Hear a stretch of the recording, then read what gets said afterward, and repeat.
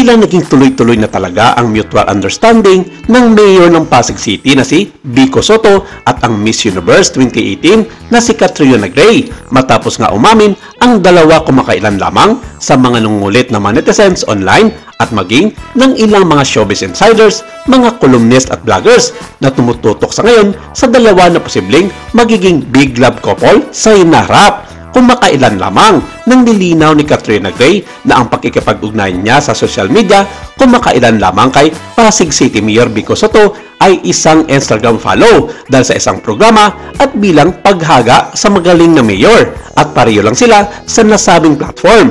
Pero dahil nga sa single daw siya ngayon, wala namang magiging problema sa kanya ang mga pag-iingay ng ilang netizens tungkol sa kanila ni Mayor Vico. At tulad nga ng sinabi ng ilan na hindi posibleng magugustuhan niya o magugustuhan siya ni Mayor vice versa dahil unang-una sa lahat walang duda na napakaganda at matalinong babae itong si Catriona na bagay naman sa pagkatao ni Mayor Vico dahil isa ito sa mga hinahangaang politiko sa kasalukuyan, mabait na bata at higit sa lahat may angking kagwapuhan na manang-mana naman sa mga magulang nito na sina Connie Reyes at Bossing Vic Soto. Sa unang bahagi ng buwan ito, sina Gray at Soto ay ipinadala ng mga netizens pagkatapos mag-follow sa isa't isa sa Instagram. Tinukoy pa sila ng ilan bilang bikat, isang maliwanag na kombinasyon ng kanilang mga pangalan. Sa kabila nito, sinabi ng dating beauty queen na mutuals lang sila ni Mayor Vico Soto sa social media platform. Saad niya, "I got surprised. I didn't expect that people would put a meaning to it. We just follow each other. We're just mutual.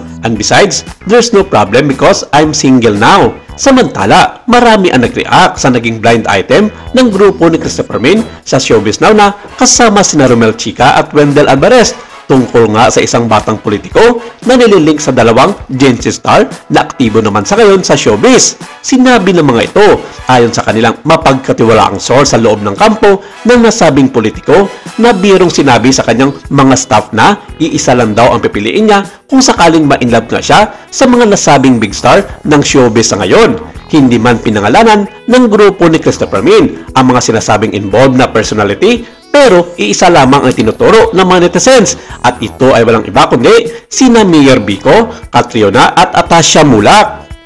Matatanda ang ilang beses nang nililing ang buting mayor ng Pasig sa dalawang showbiz personalities at pinaglalandakan pa ng mga nagkomento ng mga netizens sa nasabing vlog na iyon ni Manay Christie. Sabi ng iba, kung pipili naman lang si Vico ng kanyang magiging jowa, mas nanaisin pa raw ng mga ito na si Catriona na lamang kisa kay Atasha Mulak. Ito raw ay dahil bukod sa matured na nga si Kat sa kanyang buhay ay handang-handa na rin itong tumanggap ng mga manliligaw.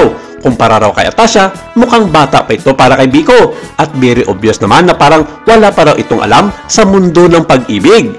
Pagbigyan daw muna si Tashing ng maraming oras para makapag-enjoy ito sa kanyang pagiging dalaga at gumawa ng kanyang sariling pangalan sa showbiz industry tulad na lang ng hiling nito para sa kanyang mga magulang na sina Aga at Charlene Gonzalez Mulak.